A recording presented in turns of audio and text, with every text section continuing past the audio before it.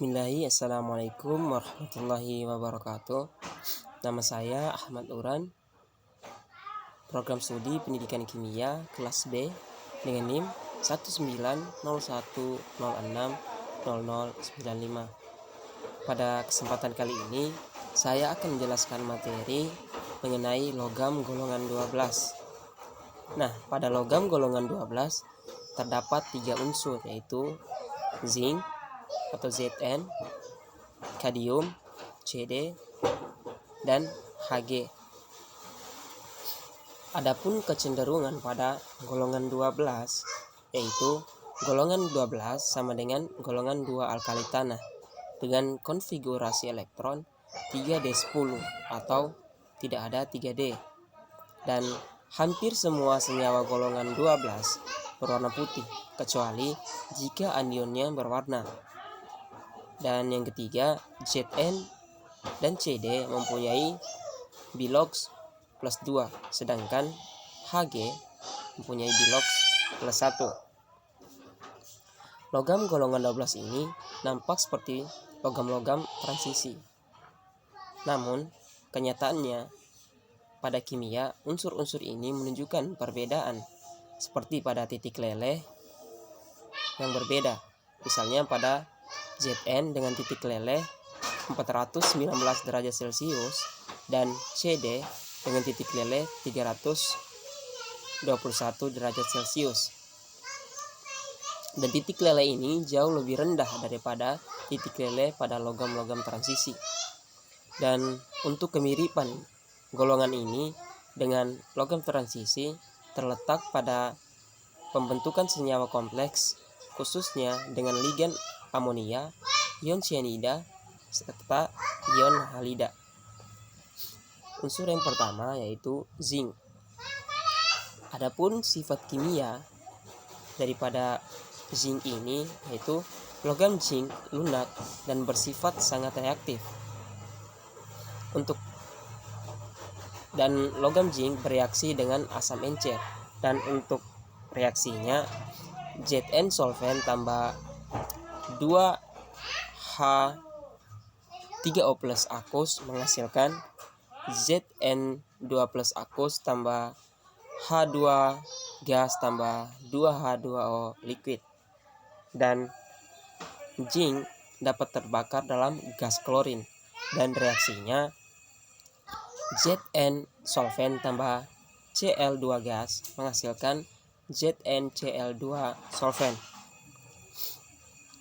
Dan untuk ekstraksi pada zinc yaitu pada tahap yang pertama, pemanggangan biji ZnS dalam udara pada suhu 800 derajat Celcius untuk mengubah biji menjadi oksida.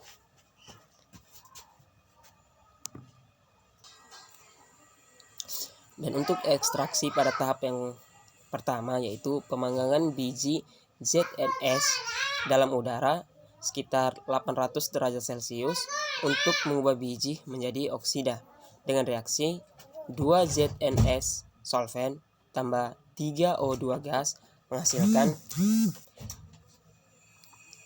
2ZnO solvent tambah 2SO2 gas. Pada ekstraksi tahap kedua, di sini mereduksi oksida dengan kokaks berlebihan pada suhu 1400 derajat Celcius dengan reaksi ZnO solvent tambah C solvent menghasilkan Zn gas tambah CO gas. Berikutnya yaitu garam zinc. Larutan garam zinc bersifat asam sebagai akibat hidrolisis bertahap seperti halnya garam aluminium dengan reaksi ZnOH2 solvent tambah 2OH- aqueous dengan reaksi timbal balik yaitu ZnOH4 2- aqueous. Penambahan basa menyebabkan terjadinya endapan putih gelatin zinc hidroksida dengan reaksi ZnH2O2H2 dengan reaksi ZnH2O 3 OH plus akus tambah OH min akus menghasilkan ZnOH2 solvent tambah 3H2O liquid. Tetapi endapan ini kembali dalam keadaan basa berlebihan oleh karena sifat amfoterik dengan membentuk ion kompleks terhadap tetrahydrozincalt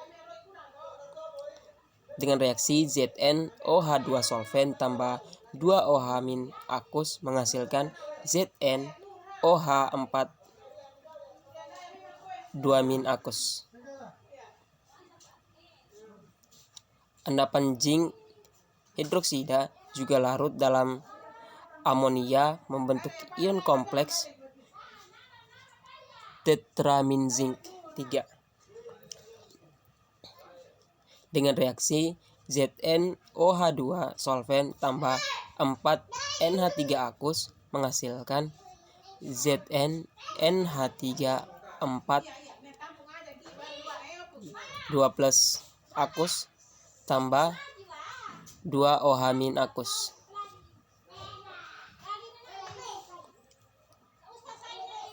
Zinc oksida, selanjutnya itu zinc oksida. Dan untuk zinc oksida diperoleh dari pembakaran logam zinc dalam udara atau dekomposisi termal dari zinc karbonat dengan reaksi 2Zn solvent tambah O2 gas menghasilkan ZnO solvent, dan reaksi selanjutnya yaitu ZnCO3 solvent menghasilkan ZnO solvent tambah CO2 gas. Adapun sifat daripada zinc oksida yaitu yang pertama, zinc oksida bersifat padatan, yang kedua ikatan kovalen, ikatannya yaitu ikatan kovalen, yang ketiga termokromik, yang keempat semikonduktor. Zinc oksida menunjukkan perubahan warna menjadi kuning pada pemanasan dan lebih menjadi putih pada pendinginan. Perubahan warna tersebut oleh karena temperatur dan hal ini dikenal dengan sifat termokromik. Mengapa bisa begitu? Jadi perubahan warna pada zinc oksida terjadi karena kehilangan beberapa atom oksigen dari kisi kristalnya dan kelebihan muatan negatif sehingga warnanya berbeda. Pada pendinginan, atom-atom oksigen yang keluar dari kristal kembali lagi atau masuk lagi ke zinc tersebut dan diperoleh warna yang semula. ZnO digunakan sebagai pigmen putih filter dalam karet, komponen dalam glasses, animals, dan antiseptik. Kombinasi dengan kromium 3 oksida sebagai katalisator dan pabrik pembuatan metal.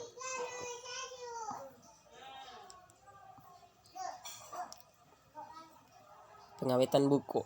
Senyawa yang digunakan untuk pengawetan buku adalah senyawa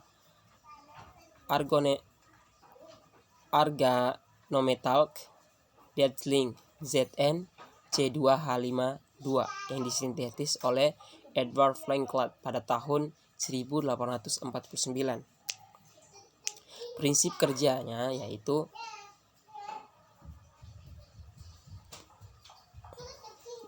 pada halaman 160 dan 161 di buku. Dan untuk udara dipompa keluar dan ruangan diisi kembali dengan gas nitrogen murni dikatakan rendah. Hal ini untuk menghilangkan oksigen karena detail zinc mudah terbakar. Untuk reaksinya ZnC2H52 tambah O2 menghasilkan Zn tambah 4CO2 tambah 5H2O. Uap detail zinc dipompakan ke dalam ruangan meresap ke dalam halaman-halaman buku dan menjadi reaksi dengan ion hidrium atau asam, menghasilkan ion zinc dan etana. Dan untuk reaksinya, Zn C2H5 2 kali tambah 2H3O plus menghasilkan Zn2 plus tambah 2C2H6 tambah 2H2O. Untuk detail zinc juga akan bereaksi dengan uap air pada buku dan membentuk zinc oksida. Dan untuk reaksinya, Zn C2H52 tambah H2O menghasilkan ZnO tambah 2C2H6. Dan untuk zinc oksida lebih bersifat basa sehingga mampu berfungsi menjaga kemungkinan terjadinya asam pada proses pembentukan lanjut.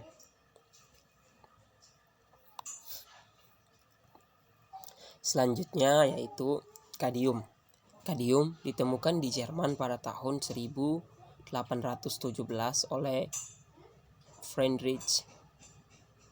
Kadium dihasilkan ketika Zn, Cu, dan Pb direduksi. Adapun kegunaan daripada kadium yaitu yang pertama, pelapis elektroplating, elektrolit larutan. Yang ketiga, tereduksi dan melindungi besi sebagai katoda, tahan terhadap korosi yang lebih lama daripada zinc, lebih mudah dipatri, alloy anti retak. Dan yang kegunaan yang terakhir yaitu batang kadmium dipakai untuk absorpsi neutron. Yang selanjutnya, kadium terdapat dalam mineral granites CdS, relatif jarang dan dalam jumlah yang sangat kecil, kurang dari 1% dalam beberapa biji zinc. Sebagian besar kadmium diperoleh dari leburan biji zinc yang mengandung kadmium. Kedua logam tereduksi secara bersamaan. Kadmium lebih mudah menguap daripada zinc dan dipisahkan dengan distilasi fraksional. Pemisahan juga dapat dilakukan dengan pengendapan elektrolitatik selektif. Kadmium dipakai pada pelapisan elektroplating seperti pada besi dan baja untuk mencegah korosi. Kadmium juga digunakan sebagai logam paduan yang memberikan sifat anti retak. Batang kadmium dipakai untuk absorpsi untuk neutron dan dengan demikian mengendalikan terjadinya reaksi berantai. Reaksi pada kadmium. Kadmium bereaksi dengan udara membentuk CdO. Kadmium bereaksi dengan basa yang akan menghasilkan endapan putih atau CdOH2. Kadmium jika ditambahkan ion klorida yang berlebihan maka akan menjadi CdCl2 dan terjadi perspirasi pada CdS. Dan untuk reaksinya, Cd2 plus akus tambah S2 akus menghasilkan CdS solvent. Selanjutnya, raksa. Raksa merupakan logam dengan ikatan metalik terlemah di antara semua logam. Raksa juga merupakan satu-satunya logam yang berfasa cair pada suhu kamar. Raksa memiliki ikatan metalik yang lemah yang mengakibatkan tingginya tekanan uap pada suhu kamar. Raksa juga merupakan unsur yang sangat berbahaya sebagai racun jika terhisap oleh makhluk hidup. Raksa juga banyak digunakan dalam termometer, barometer, panel pengganti listrik, dan lampu pijar raksa. Larutan logam dalam raksa disebut amalgam. Ekstraksi pada raksa. Satu-satunya raksa yaitu mineral sinabar raksa 2 sulfida HGS. Kira-kira 75% logam di dunia ini terdapat sebagai endapan di Spanyol dan di Italia. Raksa dengan sederhana dapat diekstraksi dengan pemanasan biji raksa 2 sulfida dalam udara. Logam raksa menguap dan terkondensasi sebagai cairan. Reaksi ekstraksi HGS dalam udara yaitu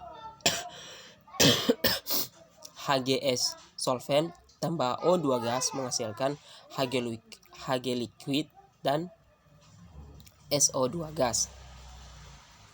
Senyawa raksa 2. Raksa 2 nitrat adalah suatu senyawa raksa yang larut dalam air yang mengandung ion Hg2+.